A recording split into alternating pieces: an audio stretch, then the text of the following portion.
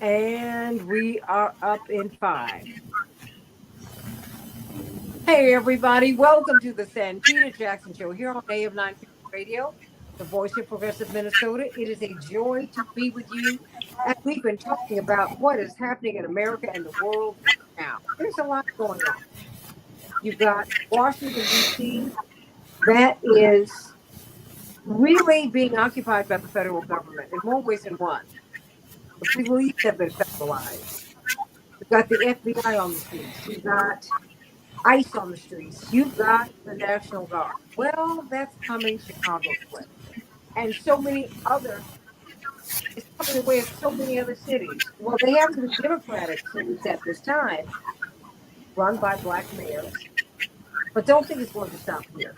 When you look at these town hall meetings, you know something's going to be happening. The Pentagon memo was reported on last week by the Washington Post, and it showed that there are plans that are already in place to quell civil unrest using the military in the United States of America. Wow.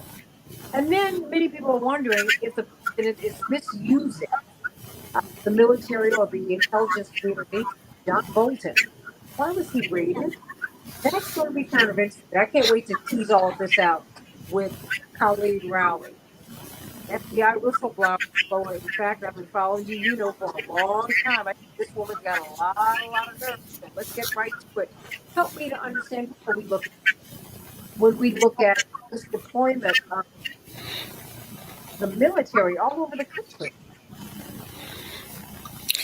Well, I talked to you earlier today, and I said Posse Comitatus Act. I looked it up. I think 1878 passed as a response by the southern states that wanted to keep the federal government out of their business after the Civil War. And during, all the Reconstruction violence, etc., federal troops had deployed more in the South.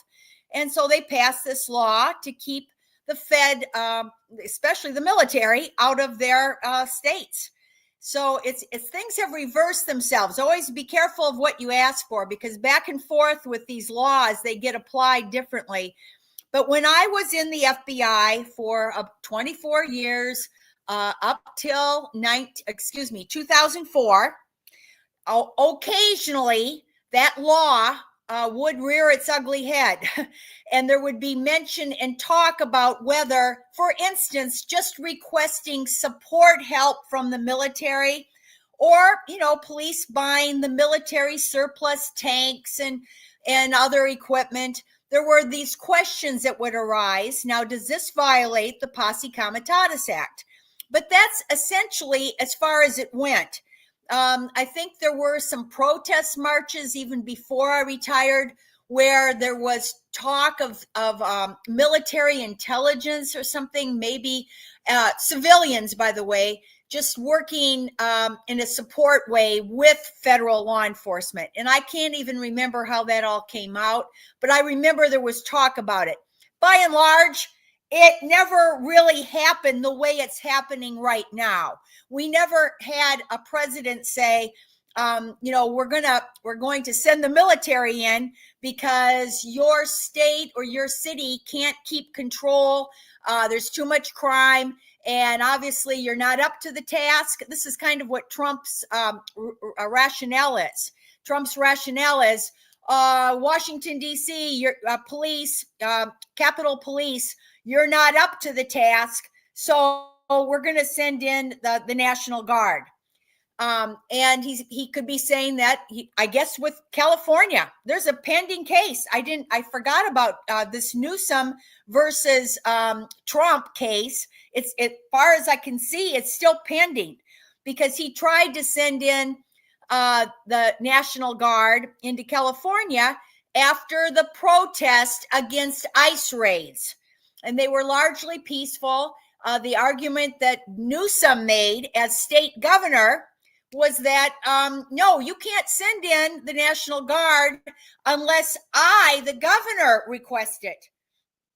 And or you manufactured this crisis. It really wasn't. Yes, there were some protests against ICE raids, but that doesn't arise to an emergency, public emergency that it would be requisite for sending in the military or the National Guard.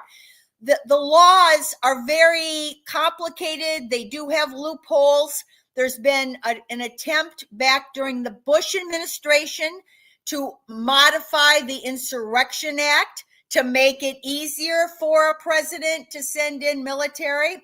Of course, they probably thought, and in fact, that passed back during Bush, but then it got overturned, and it's gone back to the original. Form of the Insurrection Act. So very complicated, very complicated. Essentially, here's what I understand. The National Guard is not actually subject to posse comitatus. Just your regular Army, Navy, Marines, now the Space Force is part of it. They are subject to the posse comitatus. The National Guard is a different thing because the state governors control the National Guard. So, for instance, in Minnesota, after the George Floyd murder and then the riots that occurred afterwards, the Minnesota Governor Walz eventually, I think he let a day or so pass of some burning and violence, but he eventually called in the National Guard. So that is the way it's supposed to work. The state governors are supposed to be in control. Now, going back to California, that's why Newsom has filed a lawsuit because he wasn't even asked about it.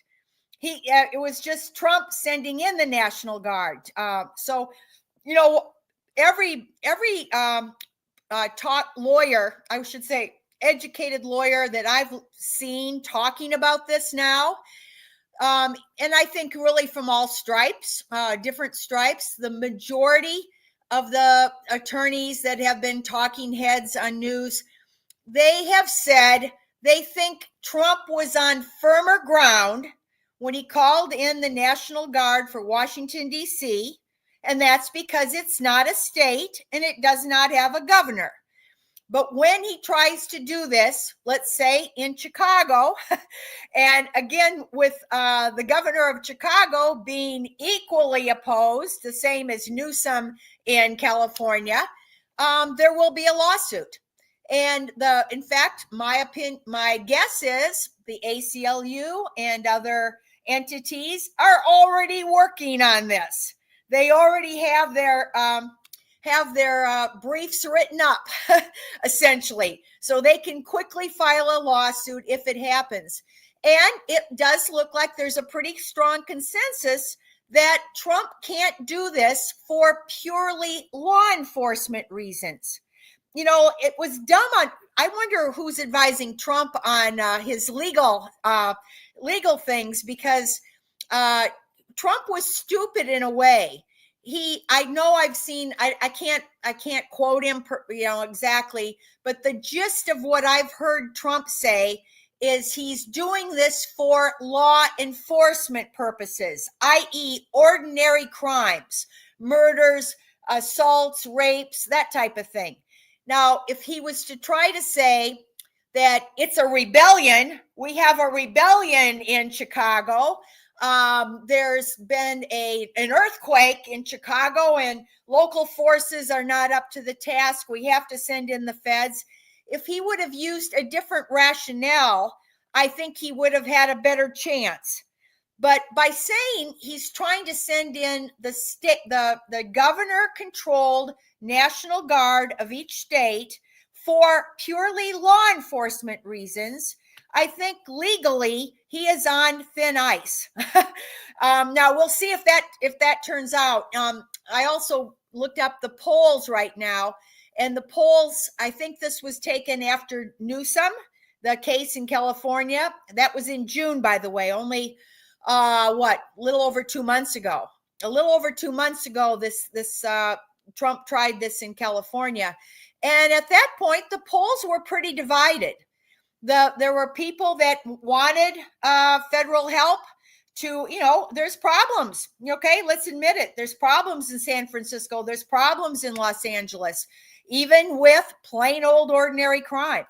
And so some people were in favor of bolstering law enforcement, but with the National Guard, and others were more worried that this is the first step of Trump trying to use federal, and basically it's why the Posse Comitatus Act exists, is that people are wary of the federal government. They would prefer to have government decisions more on local levels, more on state level. That's kind of the libertarian idea too, that government works better at lower levels because the people are closer to their city government, to their state government than they are to the federal government. And so there were a lot of people very suspicious of Trump's usurping this power. And I should say another dumb thing, and I know where he's getting, I think I know where he's getting this. Another dumb thing that Trump argued in the Newsom versus Trump case. And by the way, that's still pending. I don't think it's been decided yet. But here's his argument. Trump has made a dumb argument, the Trump lawyers did. They said it's purely discretionary on the part of the president. And that notion of saying the president is not, bound by Congress or the states have no role. I can do whatever I want. Those were all described in memos written after 9/11 by John Yoo for George Bush Jr.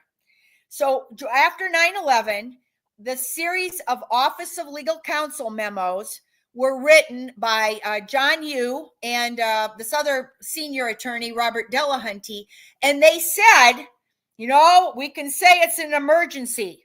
When in a time of emergency, the president's Article 2 imperialist war powers trump everything.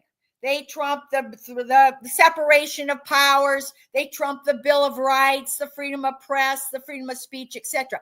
Those are in, and as far as I know, those memos were never rescinded. So the Department of Justice can pull them out. Now, most people thought John Yoo, who wrote the torture memo, and he wrote a very shoddy torture memo that allowed waterboarding. And he said anything up to killing the person or permanent organ damage. This was John Yoo. He even in a debate, he said you could castrate someone and that's not torture. I mean, he went so far in that one torture memo, and as far as I know, it's the only one that got rescinded. The other earlier ones that he wrote, which basically created an imperial war powers. And I think that's where Trump, I'm assuming that Bondi and the others in the Department of Justice are pulling those old memos out, and they're saying, you know what, President Trump, you can do this. Because it is your discretion as the imperial war president. It's an emergency, just as John Yoo wrote. It's an emergency, and therefore you have emergency war powers. And that includes even sending in the National Guard, even if a governor says no. I'm thinking, this is a lot of, it's me connecting the dots because of this history now over the last 24, 25 years, which all began on 9/11. Like I said, John Yoo never could have written those memos about Article 2 war powers if it hadn't been for the country severely traumatized because of the 9/11 attacks. And then they were all secret. We didn't know about them for a long time, but they have become known now. They're out there and you can read them. And as far as I know, one got rescinded. The torture memo, the final torture memo he wrote, which was so shoddy, got rescinded. As far as I know, those other ones didn't. And I think that that's just my guess about where Trump is coming from. It's anyone's guess now how the courts will interpret all of this. But let me ask you this. How does this work? Because the courts also exist within a political and social context, right? I can't help but think that the Brown v. Board of Education decision happened in the post World War II era where Black people were absolutely pushing back against. They said, "Now look, we told you we'd go off to this war, and we wanted things to change. They haven't changed yet." Brown v. Board of Education. And you saw women get the right to vote behind the end of slavery. I mean, it was just, there were a lot of things. I mean, none of these things happen like in isolation, they happen within context. When we're looking at this occupation, I would say, of America, I mean, and I'm looking at walk with me here, Colleen Rowley. You go to you see these congressional town hall meetings. People are furious, furious. I mean, they are verbally attacking elected officials, the federal officials, and most Americans do not trust the judiciary, the executive branch, Congress, police, media. Whoa. I mean, just every day, I'm like, who do you trust? They're like, well, we don't trust you. We don't trust anyone who is in charge. And now you're going to bring my neighbor, to watch over me. I mean, how am I supposed to demonstrate? How am I supposed to seek redress when I've got ICE, the FBI, the federalized police, and the National Guard right here? I mean, how does one do that? I mean, because this is what you do. We do that. Help me. Yeah. I mean, no one has a complete, perfect answer to a situation that we now are witnessing and living in. And we're actually living in a kind of an end of empire situation where you get splits. You get a population that's destabilized, that doesn't trust institutional authority. Mm-hmm. Absolutely doesn't even trust the media. The polls are showing, people don't trust almost on social media. The people say, is that true? Or is it artificial intelligence? Did you make that up? I mean, we don't know what to think anymore. Well, we don't know what is anymore. No, the people hardly know what the truth is, let alone what to do about it. So what naturally happens, and you saw this, I hate to say history repeats. I mean, it's the obvious, but you saw this in very destabilized, traumatized places like the Weimar Republic before Hitler rose to power.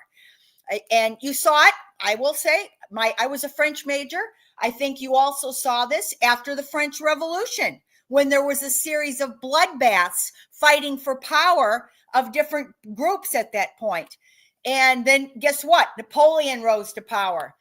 So a strong man. So when you get into these destabilized populations where there's a constitutional crisis, the courts, I hope that there are judges that will still stand by the rule of law, because the law here is the part of the answer. Following the law, going back and not allowing, I argued with John Yoo when he came to Minnesota and tried to say there's imperial war powers. I argued with him. And my argument was, well, you said it was an emergency. And my question is, how long is this emergency going to last? Okay, did it last for 1 year after 9/11? Is it 5 years? When he came, it was already about 7 or 8 years after 9/11. And he couldn't answer that question. He will refuse to answer. But he did say, oh, no, it's just an emergency and it will end. I said, well, it doesn't look like it's ending. Now, here we are 24 years later, and it still hasn't ended. So if you invoke emergency powers under the law, there has to be a finite end to those. And it has to be something like in the Foreign Intelligence Surveillance Act court, you can invoke emergency.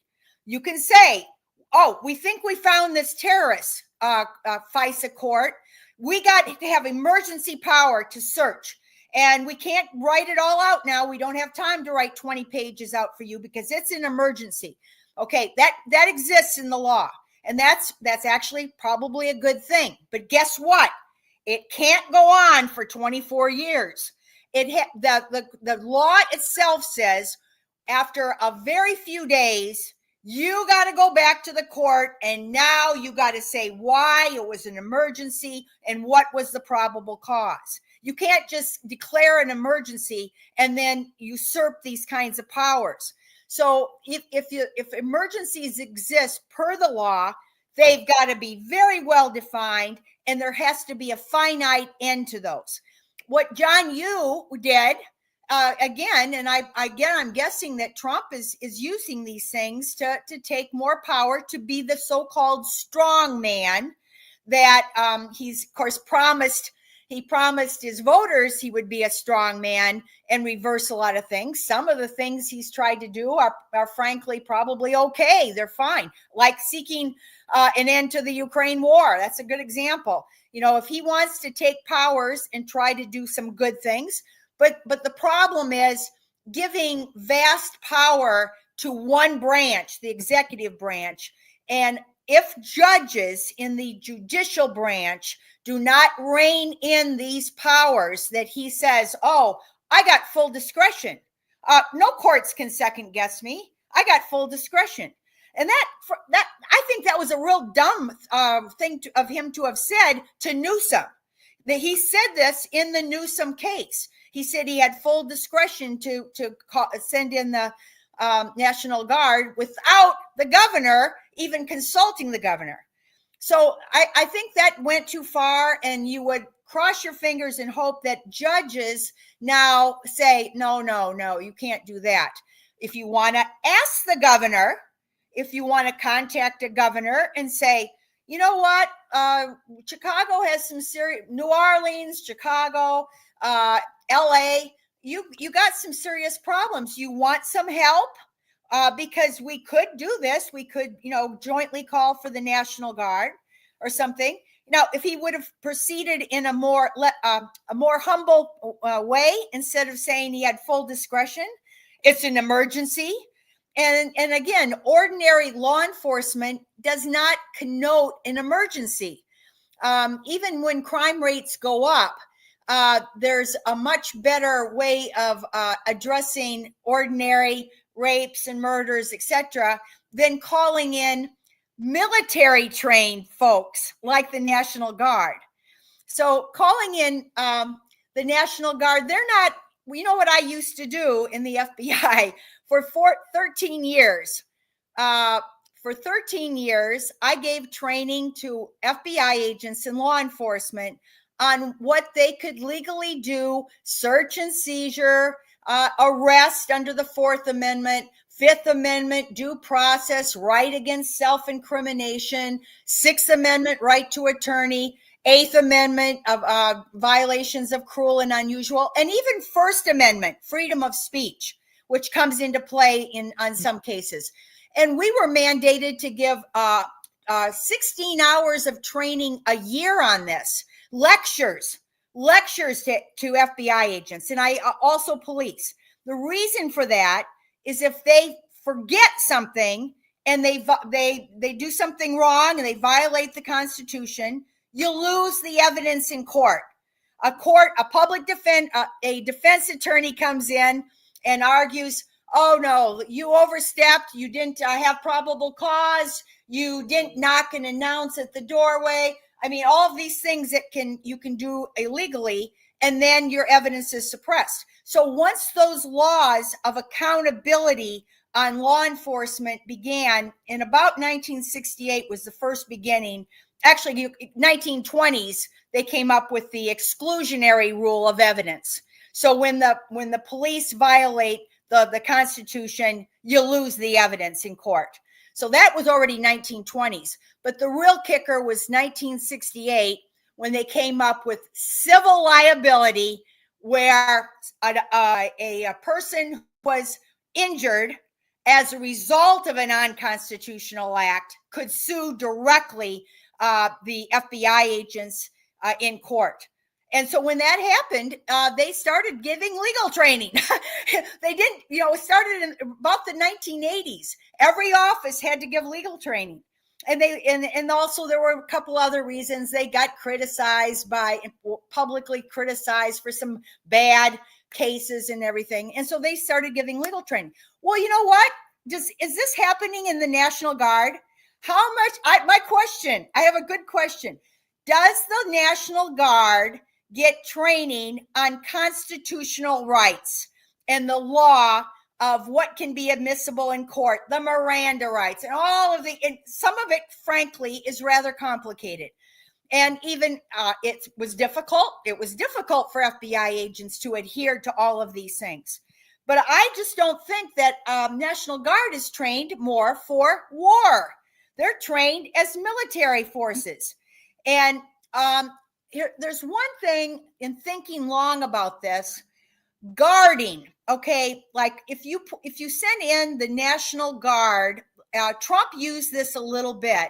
He said they're guarding federal property.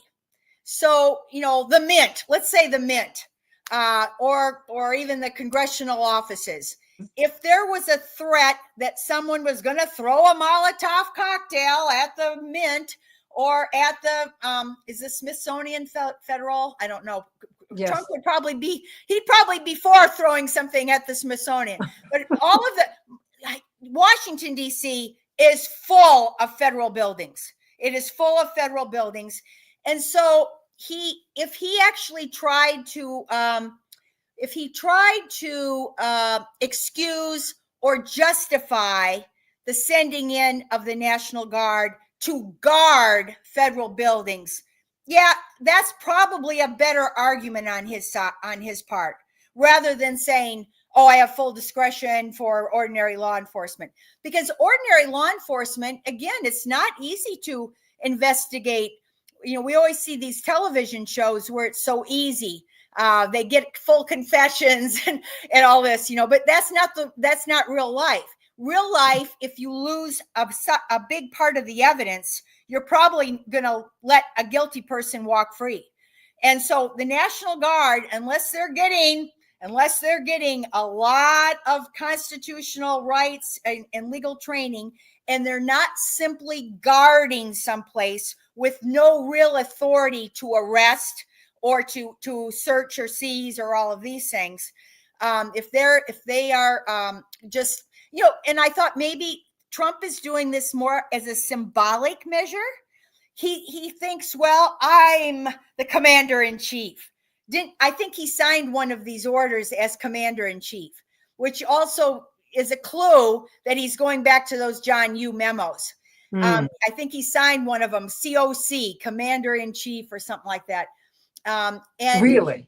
I think so. I think I saw that. I mean, I can't tell you now where I saw it, but I think he signed something, commander in chief. Yeah. Which under Article 2 of the Constitution, yes, during war, during a rebellion, would give him the maximum power that the president can have would occur during that time period. Well, hold that thought. I mean, just given the unrest that we're seeing all around the country, is that the rebellion? It has to be it can't just be holding signs up saying, here, I can't speak for every location in the country. I can speak largely for what I've seen in Minnesota and the Twin Cities. And I've been to quite a lot of different protests, demonstrations, obviously against the genocide that the U.S. is complicit with, but also some other ones. ICE raids. I've seen the protests against the ICE raids.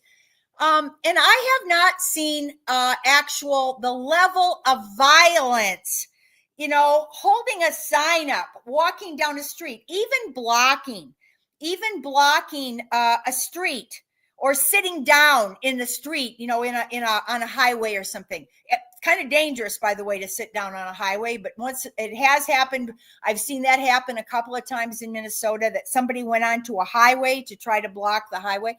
Okay. That doesn't still rise up to that level of rebellion.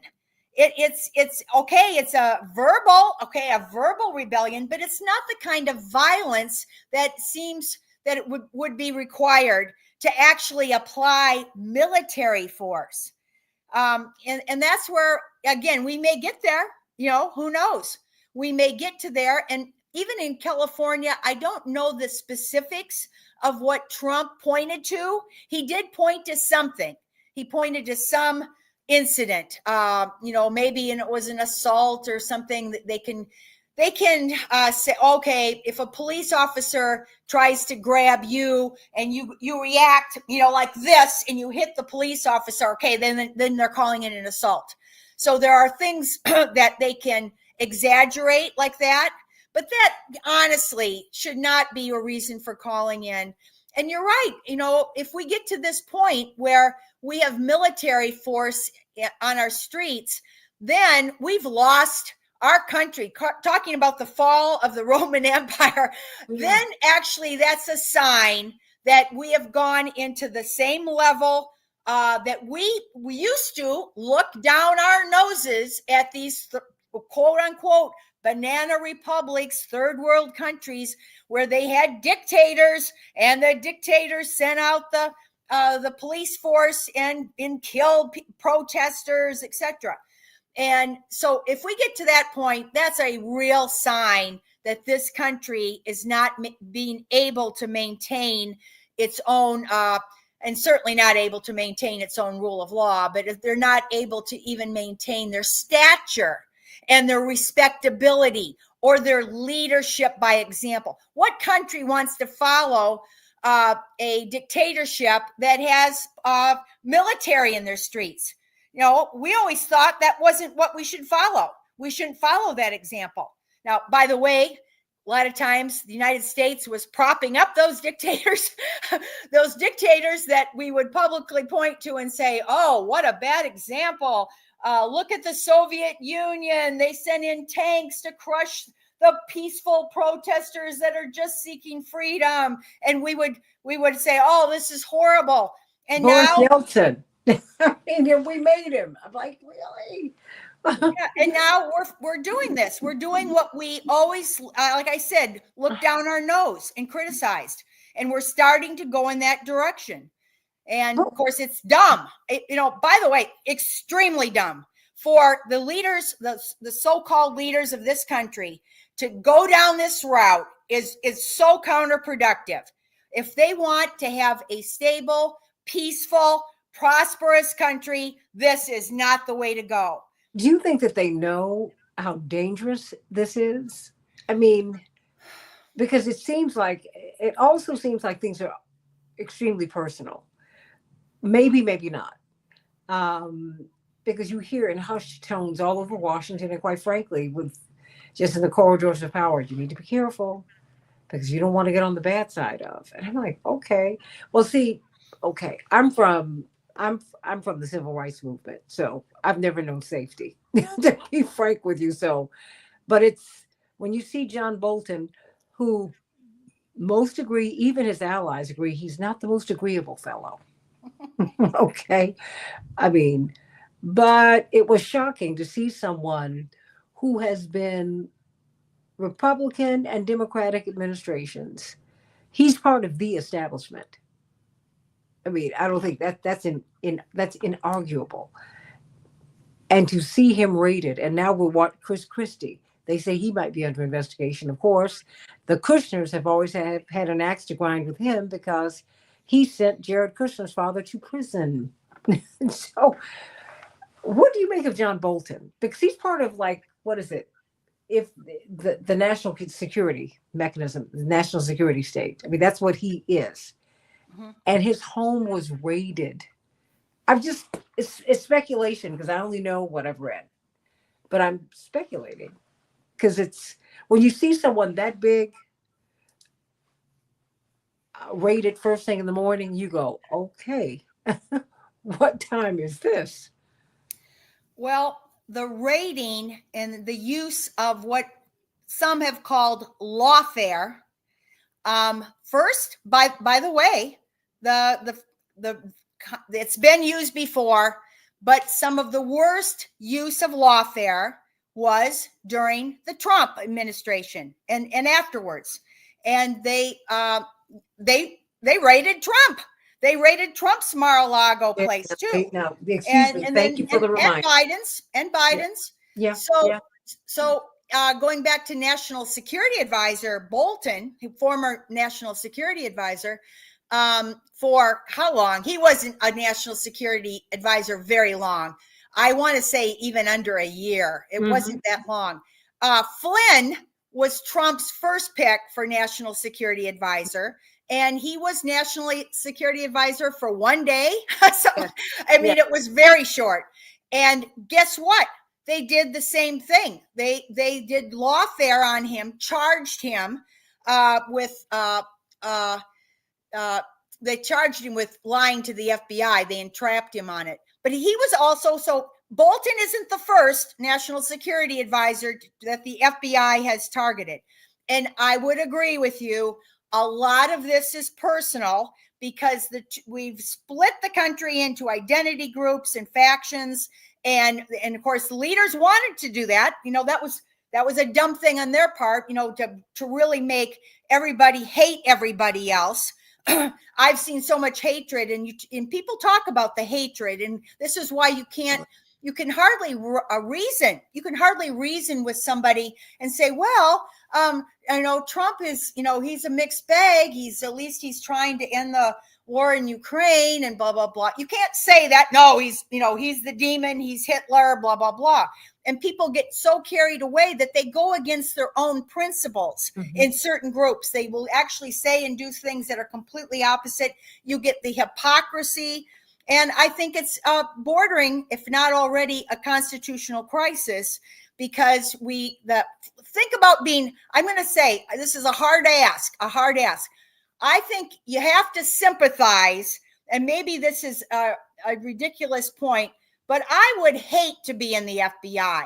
You're going to get yanked. Okay, if you have a 25-year career and you've had 5 presidents, and let's say they keep switching back and forth between Republican and Democrat, and the Democrat goes after the Republican and the Republican goes after the Democrat, can you imagine being caught in the middle like that? No. You know, I mean, there's no principle here. It's personal. That's right. There's no principle. It's political, and that's right. Now, in all fairness to the raid on Bolton, I call it divine justice, because this guy has led an evil life, and especially in terms of warmongering and using other people as fodder for his power. I mean, this is, I saw a quote by somewhere on Bolton during the Vietnam War.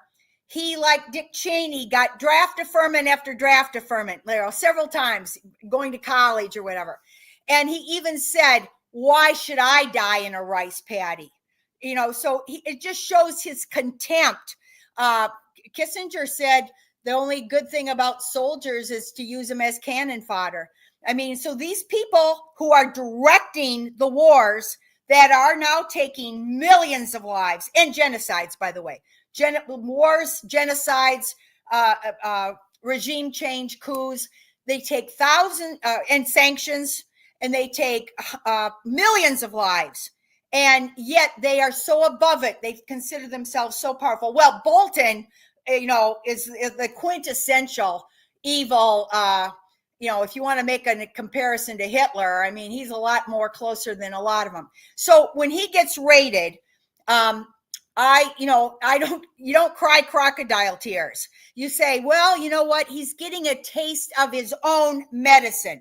Mm-hmm. And there is, no one knows for sure, but certainly I thought myself when Trump appointed him, I said, how that first time he appoints the worst guy in the world, Bolton, you say, how stupid can you be to put this guy in? You know, and you're being accused of Russiagate, and now you put in one of the worst guys who wants World War III as your national security advisor. Ooh. So there is a chance that Bolton was working with, whether tacitly implicitly, just because he agreed with the opposition. And so he was undercutting. I know Trump said this many times. He said, there's a lot of people around me who are undercutting what I want to do. They're not loyal to me. And so that happened in his first administration. Then his second one comes along, and he's hell-bent on firing everybody. He wants to fire everyone because he wants to put his own loyalists in. And you're absolutely right. All this turns out to be is this big tussle war between these powerful oligarchs at the top of the totem pole. The people, the normal taxpayers, are the victims. And we're all the victims. Our money, we have very little say. We really, you talked about town halls. Well, I'm glad that some congresspersons are still holding town halls, because in Minnesota, Minnesota nice, our powerful senators, Klobuchar and Smith, they don't hold town halls. In fact, Klobuchar recently moved from a building. The door was locked to the building, but it was a little bit out of town, on the outskirts. It was right on the edge. And her office is locked. Of course, all of their offices are locked. You can't go into any kind of congressperson or senator's office. Just open the door. They're locked doors. But it's even worse than that. You could go into the building. So if you could go into the building, if someone opened the door and came out. So if someone came out and you wanted to go in to get close to Klobuchar's office, you just waited for the door to open, and then you could have gotten in. Well, now they have, a lot of them, including Klobuchar, have moved to buildings in downtown where there are armed guards. So if you say, oh, can we go up and see Amy Klobuchar? We want to thank her that finally she realized we shouldn't be arming Israel, and she voted for Bernie Sanders' resolution. Now, if you wanted to go in and say, we just want to say thank you. We just tell a staffer thank you for her vote. It's not possible. There is no interaction with these elected leaders. And then the guard will say to you, well, do you have an appointment? And if you don't have an appointment, and they're not going to give you an appointment, easily give you one, especially if you have a criticism.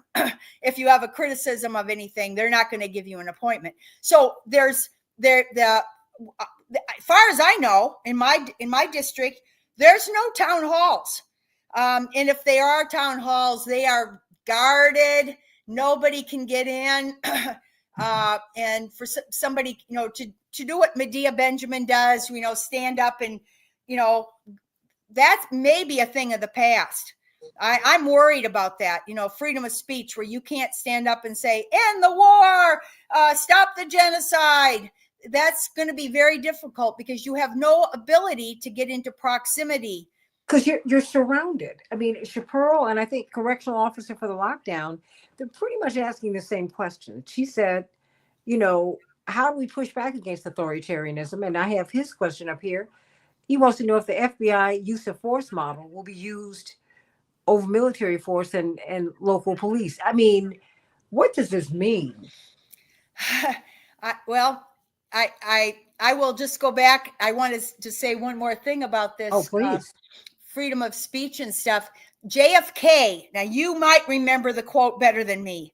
I'm sure I'm going to butcher it. But I think it was JFK, and he said, when you reduce the freedom of speech, you're asking for violence. Because then what else I know I'm just butchering that, but that's absolutely right. That's why this is destabilizing. We need to have venues and outlets for people to express their opinion. And especially like when it's a genocide, we need to have judges to be brave and say, this is a question of law. This is not a political decision made by a king that has discretion. He can commit genocide. He could commit torture or whatever. No, we have to get back to principles and a rule of law. But going back to deadly force, it's a long story, and let's see how much time we have. I taught the use of deadly force. Originally, when I joined the FBI, the policy on deadly force, I think, was very justifiable. It was you could only use deadly force in a situation where your own life, so in defense, in other words, in defense of your own life or an innocent victim's life. Is this as an FBI agent?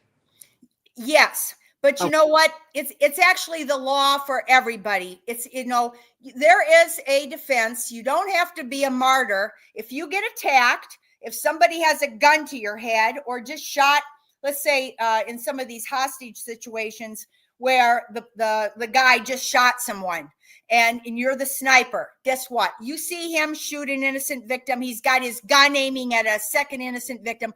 That's justifiable deadly force policy. It's in defense of your own life or an innocent victim. Now, that doesn't mean that the FBI always followed that. And nor does it mean that they interpreted it correctly. During the Ruby Ridge standoff, and this is one of the major incidents that went down, people don't even know this happened really, but the guy on the scene, the FBI special agent in charge at the scene, he didn't want to do this. It was somebody in headquarters. Headquarters said, "Oh, deadly force policy. There's already been a marshal that was shot, and they shot and killed the 15-year-old son of Weaver in Ruby Ridge. So I'm going to modify the deadly force policy and say we can shoot any armed male that we see. Any armed male that we see, we can shoot." So he modified it. That's not the same. It's not the same as saying in defense of your own life. So there was a sniper, and he tried to shoot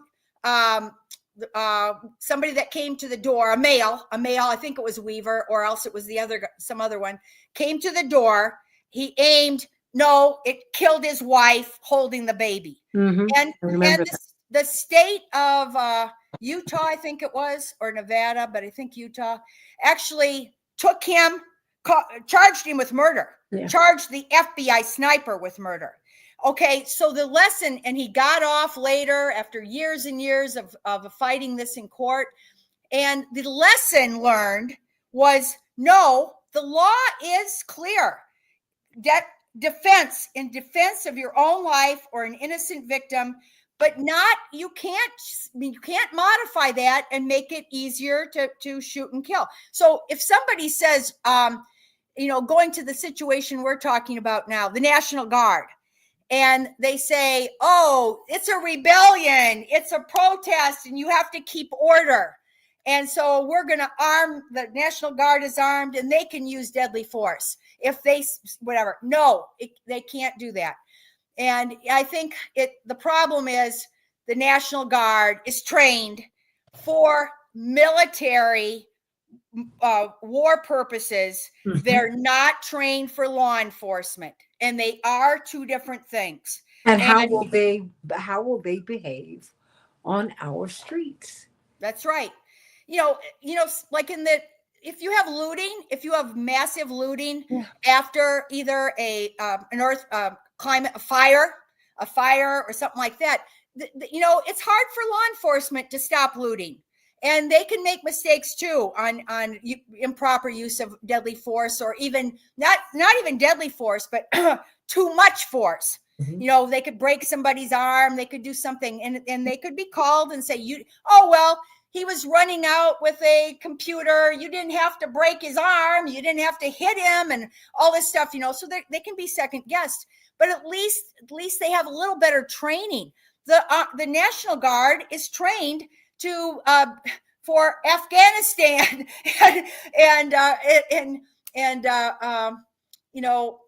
other places where there's been fighting. That's not the same. They don't get second guessed in the military. Almost never.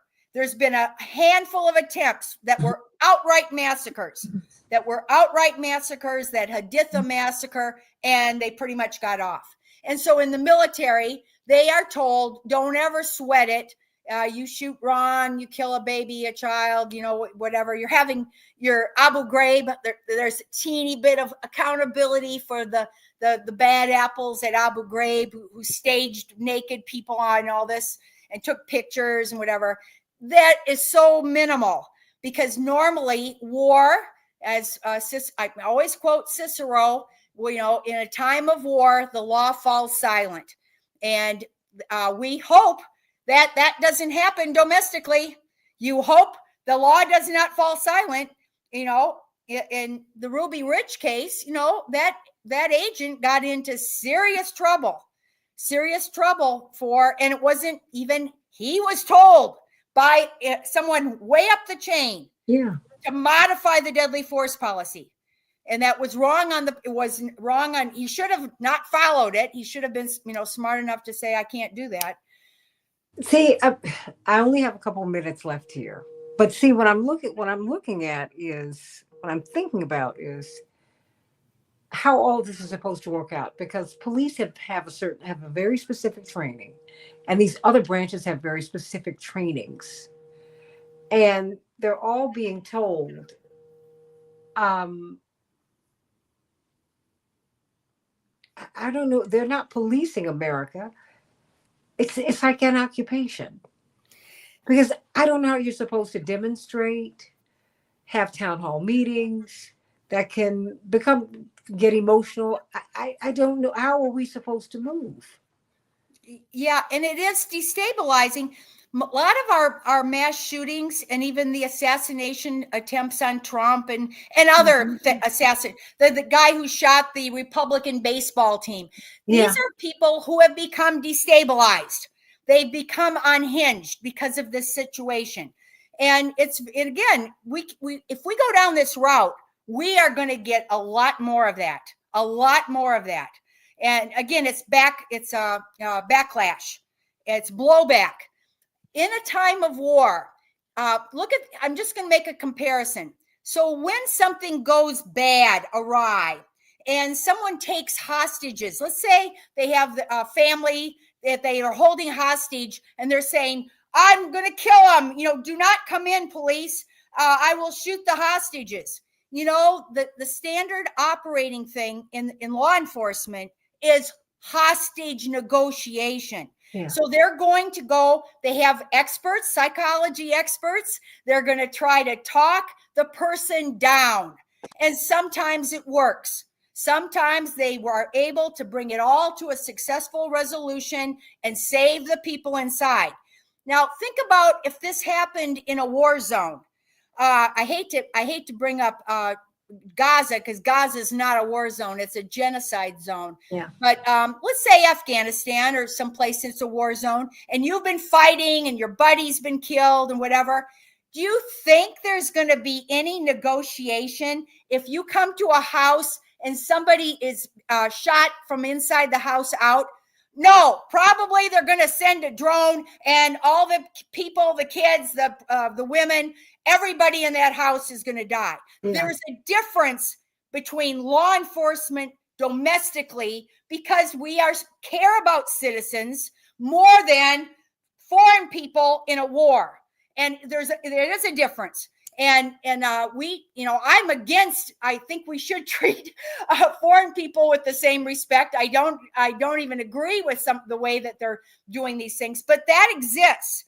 The difference in the mentality of how a military force deals in a war zone and the way domestic police are supposed to deal with citizens is a wide difference. And when that's part of the valid reason for the Posse Comitatus Act. That's one of the reasons why we should have it. We should not be blurring these things. And there's more than that. There's more than that reason, but that is one reason. Well, I think our plate's going to be quite full, because I just see more and more people who are going to become they're feeling more and more insecure. $1 trillion has been cut from our health care. The Yale study says 50,000 people a year, conservatively, are going to die. I mean, and we're not even talking about the defaults on credit cards. People are having to do buy now, pay later. What afterpay, Klarna, all this for groceries. This and it's getting more and more dire. The situation for Americans. The last minute belongs to you. I mean, and now when I'm walking outdoors, I mean, literally, I'm looking at ICE, the police, the National Guard, and the FBI. That to me is not. That's not what people who are free. If you have liberty, that's not the way this is supposed to work. No, you know what? It's not make America great again either. No. It is certainly not make America great again. A lot of the people that were promised prosperity and more stable, whatever, and they are being betrayed here. What I think people ought to be positive. That I will give two pieces of advice. I know we feel helpless and hopeless, but helpless and hopeless, you have to try to overcome that by doing something constructive. And there are plenty of ideas. Sometimes you have to think long and hard, and they may not work, but there are things. We're doing it right now by trying to explain some of this to a larger public. Okay, so do something constructive. And the second piece of advice is, let's not fall for a charlatan who has all the answers and wants to, the strong man. This may be a little ways further down the road, but again, in history, when a population becomes stabilized, they're very vulnerable to someone who promises them, I'm not going to mention the price of eggs, but who promises them more than can be delivered. But of course, scapegoats, easy, simplistic answers, scapegoating groups, and turns an entire population into monsters. I'm gonna point at Netanyahu and all of the others in Israel right now and say this is part of what seems to be happening there. A lot of the Israelis have fallen for that strongman approach. If we just kill these horrible Palestinians, it will answer all our problems, and people and normal everyday people fell for it. So come on, people, don't fall for this. This is how Hitler rose to power. The everyday person did not understand. We have to pay attention and do what we can to counter this in the most constructive way. And yeah, it is a sad situation, but we're not completely helpless and hopeless. Colleen Rowley, FBI whistleblower and truth teller. That's really what it is. And thank you for helping us to understand where we are. And I love your passion, because I think I'm passionate about our country. I think that for all that we are and all that we are not, we really can become great. But we're going to have to make some decisions about who we're supposed to be, really. Don't lie about who we've been. Tell the truth. And a lot of the truths are very, very painful. But if we continue to move forward, and if we honor whistleblowers like Colleen Rowley, don't bury them. Honor them. Save them. Because they're the ones who are trying to save us. Thank you for your service. I don't know how many people have said that to you, but I thank you for your service. I really do. And you know what? We're going to come up, everybody. And yeah, I've got another hour to go. We're still talking about this authoritarianism, this march toward it. We're going to be talking with another group about what's happening in D.C. and Chicago, Los Angeles. It's rolling out all over the country. All over the country. It's like they're turning Americans on Americans. I don't know how that's supposed to work. More of the Santita Jackson Show on AM 950 Radio, the voice of progressive Minnesota, sending much love to Colleen Rowley up there in Minneapolis. Back in just a moment.